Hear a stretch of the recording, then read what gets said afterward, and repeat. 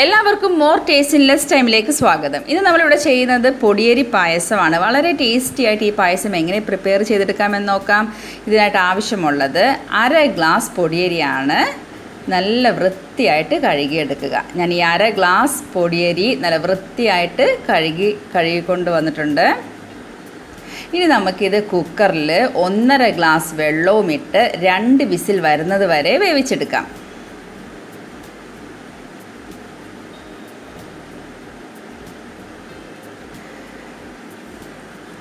നല്ല രീതിയിൽ വെന്ത് വന്നിട്ടുണ്ട്.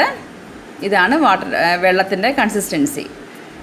ഇനി നമുക്ക് പായസം ചെയ്യാനായിട്ട് ആരംഭിക്കാം. 2 ഗ്ലാസ് പാൽ, ഒരു പാനിൽ 2 ഗ്ലാസ് പാൽ വെച്ചിട്ട് ലോ ടു മീഡിയം ഫ്ലെയിമിൽ നമുക്ക് ഈ പായസം തയ്യാറാക്കിയെടുക്കാം.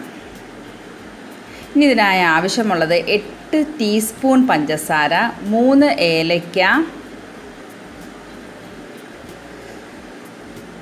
ഇനി 2-3 teaspoon milk powder, 2-3 teaspoon condensed milk.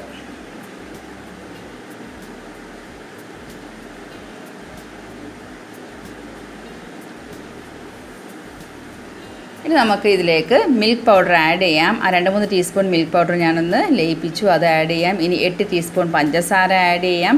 പഞ്ചസാരയും ഏലക്കായും ഞാൻ ഒരുമിച്ച് പൊടിച്ചിട്ടുണ്ട്. ഇല്ല, നിങ്ങൾക്ക് ഏലക്കാപ്പൊടി വേണമെങ്കിൽ ഏലക്കാപ്പൊടിയും ചേർക്കാം. ഏലക്കാപ്പൊടി ചേർക്കുന്നെങ്കിൽ 1 ടീസ്പൂൺ ഏലക്കാപ്പൊടി ചേർത്തോളൂ. ഇനി നമുക്ക് ആ 1/2 ഗ്ലാസ് പൊടിയരി 1.5 ഗ്ലാസ് വെള്ളത്തിൽ 2 വിസിലിൽ പ്രഷർ കുക്കറിൽ വേവിച്ചെടുത്തത് അതും കൂടെ ആഡ് ചെയ്യാം.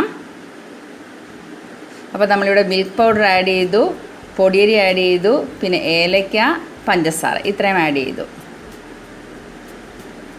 നല്ല രീതിയിൽ ലോ ടു മീഡിയം ഫ്ലെയിമിൽ കുറച്ച് നേരം ഒരു 10-20 മിനിറ്റ് ഇതൊന്ന് കുറുകി വരട്ടെ. ഇതിനിടയ്ക്ക് നമുക്ക് കണ്ടൻസ്ഡ് മിൽക്കും ആഡ് ചെയ്യാം. കണ്ടൻസ്ഡ് മിൽക്കും മിൽക്ക് പൗഡറും ഒരു ടേസ്റ്റിന് വേണ്ടിയാണ് ആഡ് ചെയ്യുന്നത്. നിങ്ങളുടെ ഇല്ല എങ്കിൽ ആഡ് ചെയ്യണമെന്നില്ല.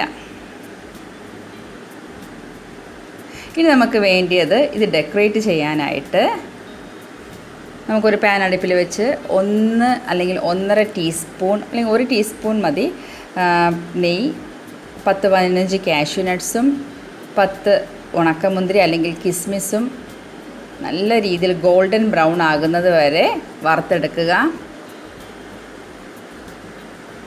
ഇതും കൂടെ ആഡ് ചെയ്ത് പായസം സെർവ് ചെയ്യാം.